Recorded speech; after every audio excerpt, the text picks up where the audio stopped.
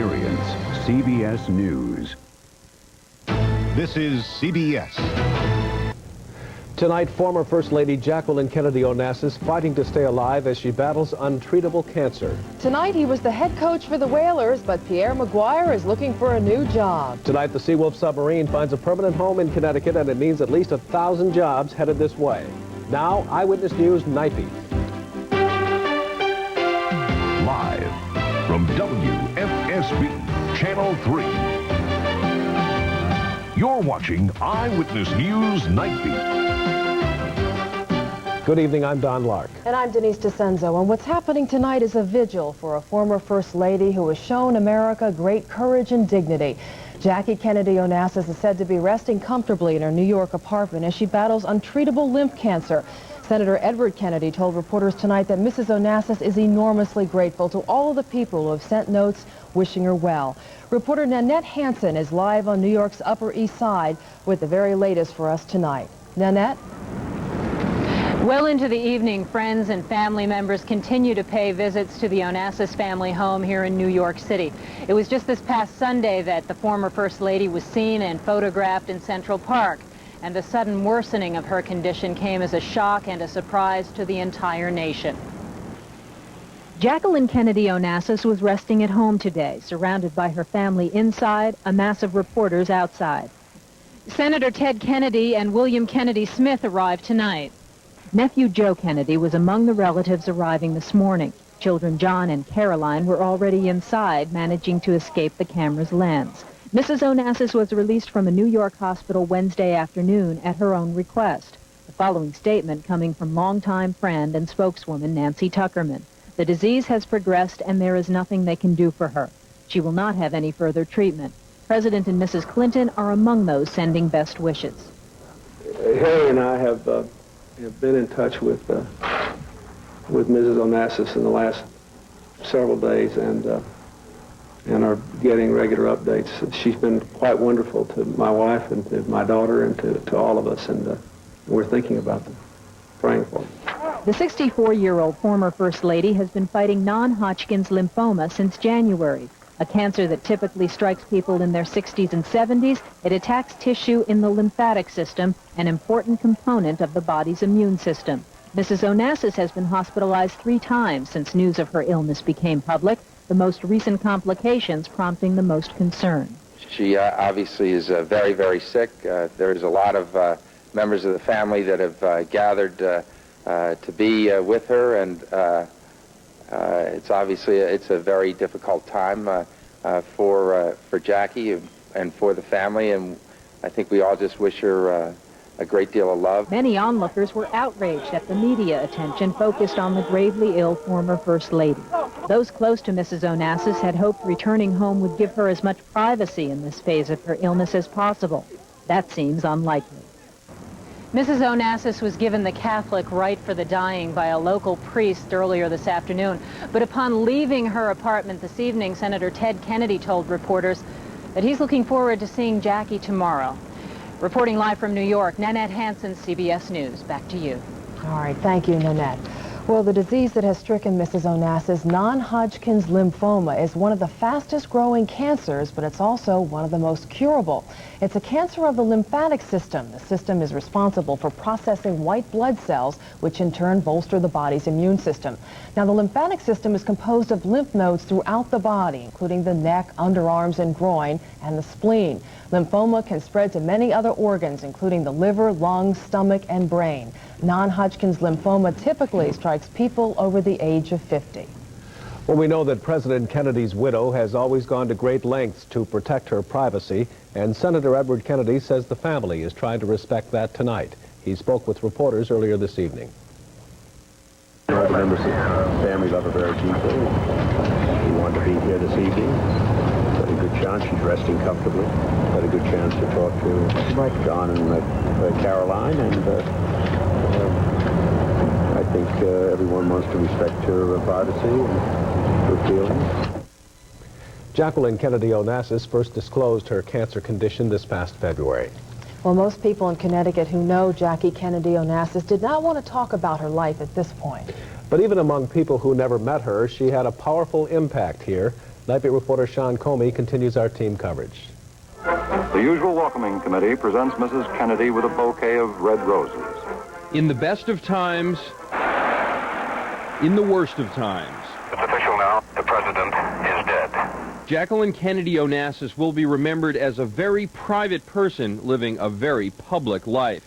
Part of that life spent in Farmington, where then Jacqueline Bouvier attended Miss Porter's school in the late 1940s. She's someone who, by her distinction, it certainly is a credit to the school, and someone who we are pleased to have been associated with.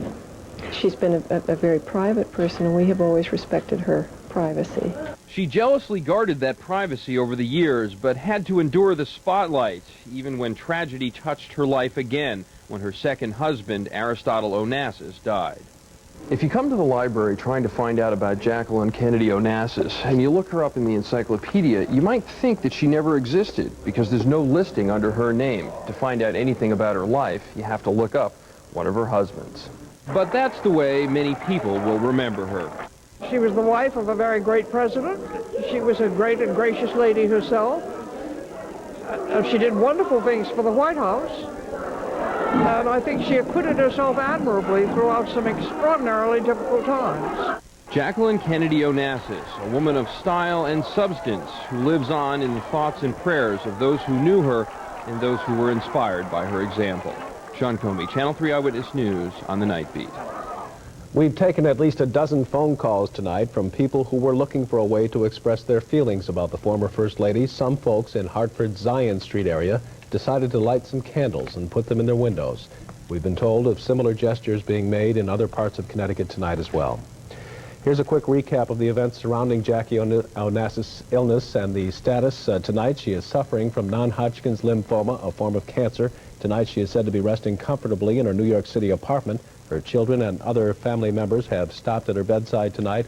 A priest administered last rites to Mrs. Onassis this afternoon. Doctors say there's nothing more they can do for her. She will not have any further treatment. The mayors of Connecticut's largest cities tonight are demanding help from the state in the battle against crime, and they're calling for action this special session. Besides gun control, they want more money for the Safe Neighborhoods program, more youth programs for the summer, and they want the Mohegan Casino money to be earmarked for the cities. With the crisis of crime in our cities now even attacking at the front doors of our courthouses, what can be done to ensure public safety there? Well, today a summit meeting on court security looked for ways to keep the criminals in check when they get their day in court. Channel 3's Brian Garnett has the story. It's come to this, the police having to patrol even in front of the state's courts, supposed to be the end of a crime, not the beginning. But twice this month, gang gunfire has exploded just outside Connecticut courthouses. In response to a summit meeting of court officials, police, and sheriffs, suggesting that police begin walking beats in front of the state's courthouses. You're talking about a criminal element, and if you do have a show of force, which could conceivably be only a beat officer, that would probably be enough for them to refrain from any kind of illegal behavior in our courts. May 2nd, a 15-year-old gang member thinks nothing of shooting a rival in front of the Bristol Court Police Complex in broad daylight. Just last Friday, another gang confrontation leads to another shooting at the Hartford courthouse. While you can't restrict who can come to a public courthouse, what the summit suggests could be done is to control and limit the number of criminal defendants who are brought together here on any one day. In addition to the police beat controlling who's on the court docket aimed at the gangs. We attempted about 2.5 years ago in Hartford to keep different gang members off the docket on the same day. The summit also calling for courts to develop operational plans of what to do if violence breaks out, do a security review outside the court buildings, improve communication, especially with police, giving sheriffs radios, bringing the police in on court security planning, and reviewing restrictions on even police carrying guns in courtrooms. I think I can assure those individuals and jurors and others who use the courts that the interior of the courts are in fact safe. But the gangs are still menacing outside the courts, while those at the summit are now trying to find the money to pay for a police presence here. Brian Garnett, Channel 3 Eyewitness News, Hartford. And police are still looking for the prime suspect in the Hartford courthouse shooting. 17-year-old Renee Almodovar, believed to be a member of the Latin Kings gang, is wanted in the shooting and wounding of a rival gang member on the sidewalk outside the courthouse last week. At the state capitol, House lawmakers today approved a bill that would create a new state agency to recommend ideas for reforming the health care system in Connecticut. The bill would create the Office of Health Care Access, which would be responsible for developing a plan to ensure universal coverage. 2 children bit by a squirrel with rabies in Coventry are undergoing a series of painful shots and refocusing attention on the potentially deadly virus. The children were attempting to treat the squirrel for an injury when it turned on them. Coventry leads the state in the cases of rabies reported since it began spreading through Connecticut 3 years ago. To help prevent the spread of rabies, shots are recommended for pets. Connecticut's Veterinary Association is offering low-cost vaccination clinics around the state next month. For more information, you can call 561-1911. We'll repeat that number for you a little later on. Well, it's another rainy night in southern New England, but our weather fortunes may finally start to change tomorrow. Hilton has details in your first forecast from the Channel 3 New England Weather Service. Hilton. Don, Denise, every night this week, even with the help of a magnifying glass, we haven't been able to see any hope for sunshine for the next day until tonight. Let's go to the maps. I'll show you what we're looking at for tonight, and it's a cloudy night with some rain around, and overnight lows again on the cool side, readings in the 40s from the low to mid-40s in southern New England. Tomorrow we start off cloudy, but it brightens up during the day and warms up. We had 50s today, tomorrow well into the 60s with some sunshine by tomorrow afternoon. Won't be a completely sunny day, but an improvement over what we've had. Don, Denise? Yes, it'll be very welcome. Thanks, Hilton. Still to come on the Nightbeat, tennis star Jennifer Capriati checks herself into a drug rehab center. We'll have the story. It was built in Connecticut, and that's where the Seawolf submarine will stay. A decision that means at least 1,000 jobs are on the way. We'll have the details in tonight's cover story. The Whalers are looking for a new coach now that Pierre Maguire has been let go. Dave tells us why later in sports. Plus, wait till you see the end result when a garbage truck lost its brakes and went barreling down a hill. We'll show you how it finally stopped when we come back. Channel 3 Eyewitness News. The news most people turn to first.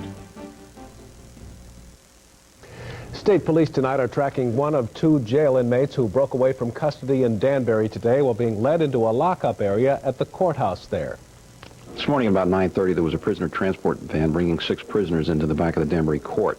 And as the prisoners were getting off the van, one of the sheriffs was pushed, and the 2 prisoners were able to escape through a back gate and flee the area on foot. Both men were facing burglary and larceny charges. Jose Acosta has been picked up. The other man, Jose Alvalle, remains on the run. He may still have a handcuff on his left wrist, and he was wearing a T-shirt with the words Bridgeport Correction Center across the front. Tennis star Jennifer Capriati voluntarily enters a drug rehab center. It's one of the stories making news around America tonight. Capriati was arrested at a Florida motel Monday, charged with possession of marijuana. A former Connecticut man was among the 2 other people arrested with her. Tom Wineland, formerly of New Milford, says Capriati had been using stronger drugs. Capriati's lawyer declined to comment. Meanwhile, a judge in Litchfield has issued a re-arrest warrant for Wineland on a charge of violating probation. Tennis player Monica Seles, who was stabbed in the back at a tournament in Hamburg last year, is suing the German Tennis Foundation. Seles is seeking at least $10 million in damages, blaming the attack on poor security. The 8-time Grand Slam winner hasn't played a tournament since that stabbing. A close call today in Scranton, Pennsylvania. A garbage truck loses its brakes coming down a hill and slams into another truck.